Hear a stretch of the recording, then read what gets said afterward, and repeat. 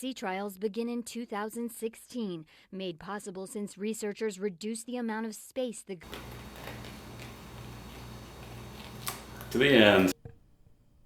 Hello everyone, my name is Dennis Vandenbroek, and for my MAE/ECE535 demo, I will be presenting an application of the Lorentz force in the form of a railgun. The Lorentz force is the force resulting from the movement of a charged particle in the presence of an electric and/or magnetic field. Although Hendrik Lorentz is given the credit for the law, the original formulation of the equation was made by J. Thomson in 1881. Due to some miscalculations, however, he was off by a factor of 2. Lorentz published his findings in 1892 and incorporated the effect of an electric field as well. He was therefore credited with the law. A railgun is an application of the Lorentz force. A single loop of current is formed by connecting two fixed conductive rails with a conductive projectile. Due to the Biot-Savart law, the applied current creates a magnetic field which encircles the conductive rails, creating a net magnetic field upward. The resulting Lorentz force is therefore parallel with the rails, accelerating the projectile. The railgun was first invented by Louis Octave Fauchon Villeplier when he filed for a U.S. patent in 1918.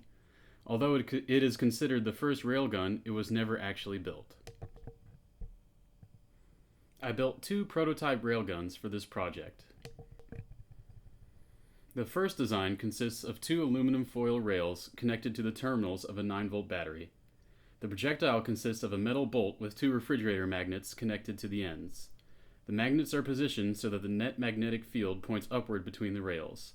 The Lorentz force therefore accelerates the projectile down the rails.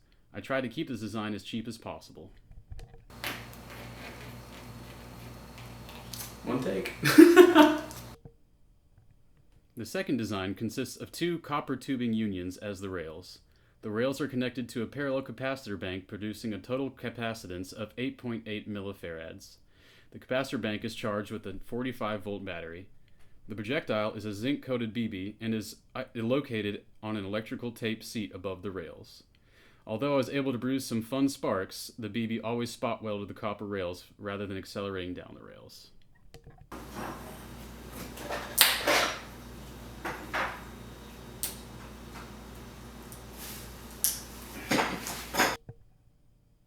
In conclusion, I learned many things from this project.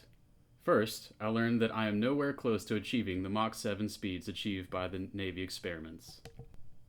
Second, although my first design did work, it definitely could use some improvements. I believe that the largest weakness of the design was the use of regular refrigerator magnets rather than strong rare earth magnets.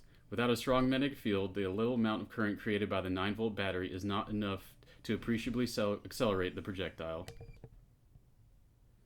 Third, in regards to my second design, the projectile needs a much greater initial velocity in order to achieve acceleration. Without it, the BB is simply welded to the rails.